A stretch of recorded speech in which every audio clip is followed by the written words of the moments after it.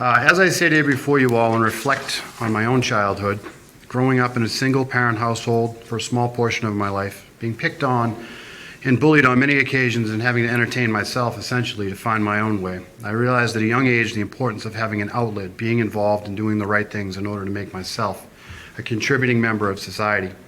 Fast forward, being a former Marine, a former professional fighter, believe it or not, and fighting at the highest levels in the sport, I've literally fought for the things I care about and what's important for me throughout my entire life. Some of those are for children to continue to be encouraged and allotted the ability to go to school, continue to see faces, expressions, play sports, go to parties, proms, spirit weeks, field trips, class trips, etc. On the surface, we may seem fine, but things are back to normal. But if you stop and speak to the parents, the data sometimes doesn't always add up. KP is a magnificent school and has been for a very long time statistically and in many categories. The last 2 years, however, have been some of the lowest times we can account for emotionally. So when I plant a campaign sign in someone's yard, I'm speaking to that parent and getting to know them. I let them know that I am a parent myself and that I too lived through this. The loss of work, the trips we couldn't take, the functions and events we missed out on, etc. I also like to remind these people that they are the ones who vote for our elected officials and that my allegiance is to them and their children. They want to be heard, even if there's no immediate answer. They want to know what's going behind the scenes. Why? Because they're the mothers that may have battled infertility for years. They're the fathers who may have almost lost their jobs trying to take care of those same families in our beautiful neighborhoods.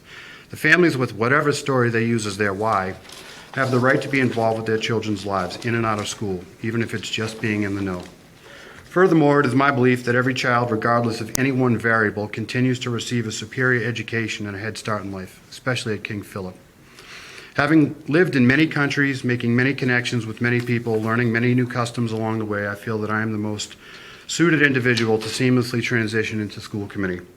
I have a great rapport with several of the current sitting members, and my feelings are that we have the potential to work well and make many great things happen for the children of KP. Lastly, I feel that I have great relatability with our parents. I'm a trusted face, easy to talk to, and as a school board member, my only agenda going forward will be to make many more great working relationships.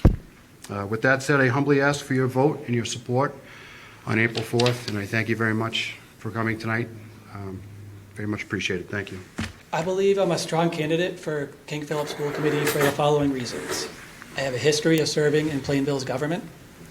I have a history of volunteering in the King Philip school community, and I have a skill set that will be a valuable addition to the committee. Most importantly, I believe that the King Philip schools have a long history of success. They consistently deliver above average results with below average spending. I don't seek to disrupt the system. Fighting the status quo makes sense when a system is failing, but it doesn't make sense when a system is succeeding. I believe that King Philip schools are succeeding. If I'm elected, I will work within the existing system to ensure that that record of success continues. Again, if I'm elected, I promise to always hold as my first priority the educational welfare of the students of King Philip. With all that said, I respectfully ask for your vote on April 4th.